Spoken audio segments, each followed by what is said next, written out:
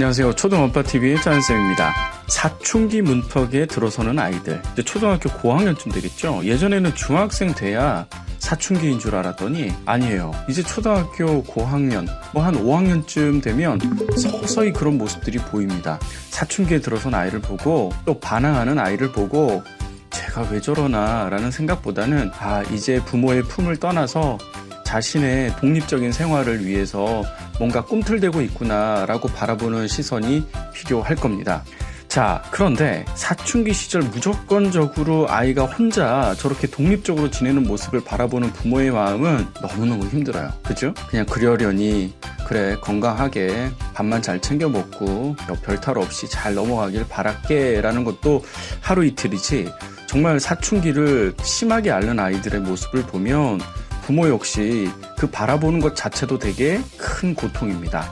사춘기를 좀 그래도 무난하게 잘 넘어갈 수 있는 방법이 없을까? 그래서 준비했습니다. 사춘기 문턱에 있는 아이들을 두고 부모의 어떤 유비무환의 노력들이 좀 있으면 어떨까 해서 준비했습니다. 첫 번째로는요, 함께 할 운동을 미리 좀 준비를 하셨으면 좋겠어요. 그래서 가족들이 같이 할 수 있는 스포츠, 운동 이런 것들로 정기적으로 이번 주말에는 같이 우리가 배드민턴을 치러 갈까? 이번 주말에는 같이 스키를 한번 타러 갈까? 이번 주말에는 스케이트를 타러 갈까? 이번 주말에는 테니스를 치러 갈까? 골프를 치러 갈까? 수영을 같이 하러 갈래? 같이 요가를 한번 할까? 이와 같은 그 부모와 자녀 사이의 교집합 부분에 이 운동이라는 부분 정말 좋은 것 같아요. 같이 땀 흘리면서 소통할 수 있고 웃을 수 있고. 그래서 운동이라는 부분을 같이 할 수 있는, 이거 동네에 어떤 여건도 있고 또 흥미, 아이가 좋아하는지 그런 흥미들도 있을 텐데 그게 뭔지를 좀 같이 고민해 보시고 한 개의 운동이라도 함께 하시는 게 저는 그래도 사춘기를 무난하게 넘기는 또 하나의 방법이지 않을까 하는 생각이 듭니다. 두 번째입니다. 캠핑과 글램핑, 여행, 이거에 대한 부분들인데요. 가족들이 정기적으로 겨울방학, 여름방학 또는 분기에 한 번씩 이런 캠핑이나 글램핑이나 또는 여행을 같이 하면서 좀 시간을 보내는, 이건 그냥 갈래라기보다 그냥 정기적으로 여행 다녀와서는 다음 여행은 어디야? 그러니까 이번 여행에서 다음 여행을 미리 계획을 하는 거죠. 근데 여행을 길게 또 가면 힘들어질 수가 있어요. 또 사춘기 아이들은 또 잘 가려 하지도 않고요.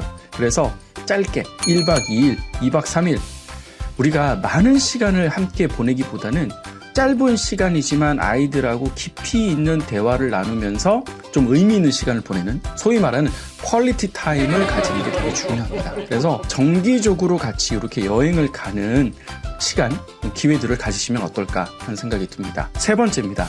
요거는요, 부모의 노력이 필요한 부분입니다. 손편지를 한번 써보시면 어떨까 싶어요. 그래서 부모가 아이에게 끝까지 너를 바라보고 있고 응원하고 있다라는 것을 손편지에 마음을 담아서 좀 전달해 주시면 어떨까 싶어요. 물론 카톡도 있고 이메일도 있고 문자 메시지도 있지만 글씨에서 전해지는 특별한 마음이 이 아이에게 오롯이 전달될 수 있다라고 저는 생각이 들거든요. 그리고 편지는 또 간직하게 돼요. 그냥 내동댕이 치기가 쉽지가 않아요. 그렇죠? 그리고 아이가 처음에는 별로 관심이 없는 듯 하지만 또 쌓이다 보면 부모가 이렇게 나를 바라보고 있는데 감히 내가 함부로 행동할 수 없을 거고 함부로 저항할 수 없을 거야. 그래, 내 몸과 마음은 정말 삐딱하지만 그래도 최소한의 예의는 좀 지키자, 이런 생각들을 할 수도 있다라는 겁니다. 그래서 손편지는 좀 특별한 날이죠. 아이가 생일일 때 또는 학년이 바뀔 때, 요럴 때쯤에는 손편지를 한번 써보시면 어떨까 하는 생각이 듭니다. 우리가 이런 표현들을 좀 하죠. 부모는 아이의 손목을 잡고 있고 그리고 아이는 손을 놓아버린다라는 거죠. 그러니까 같이 손을 잡고 있다가 아이는 손을 놓아버리지만 우리가 손을 잡고 있으면 둘 다 놓아버리면 그냥 끊어지는 건데 부모는 손목을 잡고 있는 거죠. 그래서 아이가 손을 놔버려도 끝까지 잡고 있다 표현을 쓰는 겁니다. 그래서 그러한 마음들을 좀 표현해 주시면 어떨까 싶습니다. 네 번째입니다. 소소한 스킨십이에요.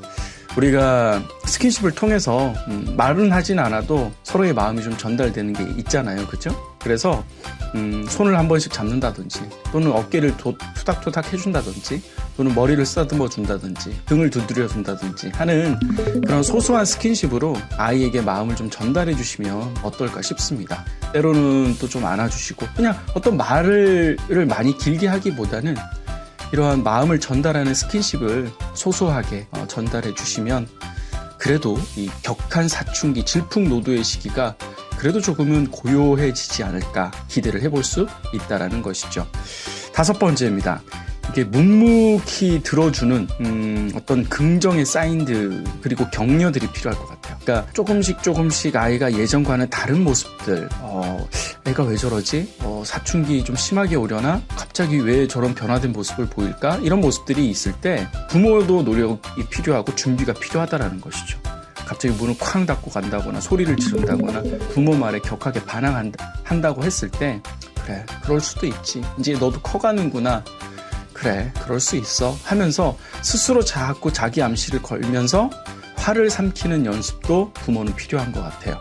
우리가 부모가 자녀를 키우면서 제일 크게 성장하는 능력이 바로 인내심이라고 하잖아요. 그래서 그럴 수 있어 그래 어떻게 보면 자신의 어린 시절을 보면서 나도 저랬었지 그래 우리 부모도 어떻게 보면 나의 모습 속에서 저러한 이러한 감정을 느꼈을 수도 있어 하면서 또 부모와 아이 모두 성장의 기회가 될 수 있을 거라 생각이 듭니다. 사춘기 문턱에 있는 아이 6번째는요. 좋은 책을 잠자기 전에 한 꼭지 정도 읽어주시면 어떨까 싶습니다. 아이가 정말 사춘기 절정에 오게 되면 이건 쉽진 않을 것 같은데요. 그래도 초등학교 5학년, 6학년쯤 돼서도 아이가 자기 전에 부모에게 어떤 메시지를 책을 통해서 듣는 건 의미 있을 것 같아요. 그래서 짧은 단편선이나 또는 자기계발서, 10대들을 위한 어떤 자기계발서들이 많이 있잖아요. 그렇죠? 그래서 탈무드도 좋고 그래서 한 챕터가 아닌 한 꼭지 그러니까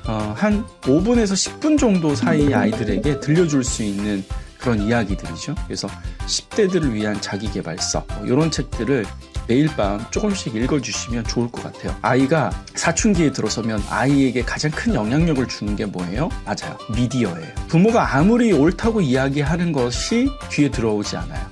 자기가 존경하고 좋아하는 어떤 연예인이나 어떤 스타들의 그 말 한마디가 삶의 방향을 확 바뀌게 할 수도 있어요. SNS에 친구가 하는 말, 또 학교에서 친구들 또래들이 하는 말이 그 아이의 인생의 방향이 바뀌는 게 바로 사춘기 시절이죠. 그런데 사춘기가 오기 전에 부모가 이렇게 매일같이 던져주는 고전 메시지, 좋은 이야기들이 나중에는 그게 결국 메아리 쳐서 되돌아온다라는 거죠. 그래서 결국 그 흔들리는 시기에 아이를 잡아줄 수 있는 것이 주변에 있는 친구나 아이돌의 이야기, 스타들의 이야기가 아니라 그런 고전에 나오는 이야기, 그 메시지, 그 주옥 같은 이야기들이 아이의 흔들림을 잡아줄 수도 있다라는 것입니다. 그죠? 그래서 사춘기가 오기 전에 매일 밤 아이는 뭐 혼자서도 충분히 책을 읽어요. 그런데 꼭 10분 동안 책들을 좀 읽어주시면 좋을 것 같아요. 처음에는 아이가 좀 반응을 하겠죠. 뭘 책을 읽어줘 5학년 6학년인데 한데 항상 처음이 힘든 것 같아요. 어색하고요. 그런데 한 번, 두 번 매일매일이 힘드시면 일주일에 2번 또는 3번 정도만 정하셔가지고 엄빠들이 서로 번갈아 가면서 이렇게 읽어주는 것도 좋을 것 같습니다. 마지막으로는요 7번째입니다. 아이와 사춘기가 오기 전에 꼭 취미 하나를 공유를 하셨으면 좋겠어요. 같이 뭐 가죽 공예를 배운다든지 또는 뭐 레고 블록을 같이 좀 어떤 초보의 취미 수준에서 좀 넘어서서 좀 전문가 수준 고급 단계의 것을 한번 만들어 본다든지 아니면 뭔가 아이와 함께 공예를 한다거나 미술을 한다거나 악기를 배운다거나 이와 같은 좀 특별한 취미들을 아이와 같이 공유해보는 그러한 시간들을 가져보시면 좋을 것 같아요. 일주일에 한 번, 좀 많나요? 2주일에 한 번 정도 꾸준하게 이렇게 배워나가면 그게 바로 소통의 창구가 되고 나중에 혹시나 뭔가 막혔을 때 해결의 실마리가 될 수도 있다는 것이죠. 정작 사춘기가 오면요. 아이가 있는, 우리가 사춘기가 보통 아이들이 동굴로 들어간다고 하잖아요. 근데 그 동굴로 들어가면 아이를 다시 빼오기도 힘들고 들어가서 이야기하기도 쉽지 않아요. 그래서 그 전에 미리미리 좀 앞서 말씀드렸던 이 7가지의 아이디어들 가운데 부모의 상황과 흥미가 맞는 것, 그리고 아이의 상황과 흥미에 맞는 것을 골라서 뭐 해볼까 한번 고민해 보시면 좋을 것 같아요. 주변에 평생교육원, 도서관, 문화센터, 주민센터에 있는 여러 가지 프로그램들이 있어요. 그 프로그램들 가운데 쫙 펼쳐 놓으시고 시간이 맞고 흥미가 맞고 또 비용도 저렴하잖아요. 그렇죠? 그런 것들 하나 탁 집으셔서 같이 등록하셔서 배워 나가시는 게 저는 가장 실패 확률이 적을 것 같아요. 근데 이도저도 안 될 때가 있어요. 너무 3교대를 하시는 분들이나 아니면 주야가 바뀌신다거나 주말에만 시간이 되시는 그런 분들도 있잖아요. 그런 경우는 요즘에 뭐 K무크라는 사이트도 있죠. 그리고 지식이라는, 경기 지식이라는 그런 사이트들, 이런 무료로 배울 수 있는 사이트들이 되게 많이 있어요. 그 사이트를 이용해서 아이와 같이 온라인을 통해서 학습을 하는 것도 또 하나의 방법일 겁니다. 아무쪼록 이 사춘기 시절뿐만 아니라 그 사춘기 넘어서의 어떤 아이와의 같은 삶을 살아갈 때 좀 더 풍요롭고 재미있고 소통할 수 있는 그런 연결고리, 접점을 만들어 놓으시면 보다 더 행복하고 즐겁지 않을까 하는 생각이 듭니다. 사춘기 문턱에 있는 아이들 어떻게 부모와 소통하면 좋을지에 대한 7가지 아이디어 나눠봤습니다. 도움이 되셨으면요, 저희 초등 원바TV 구독해 주시고, 그리고 댓글도 좀 남겨주시고 많은 홍보와 소통도 있었으면 좋겠습니다. 고맙습니다. 짜은쌤이었습니다.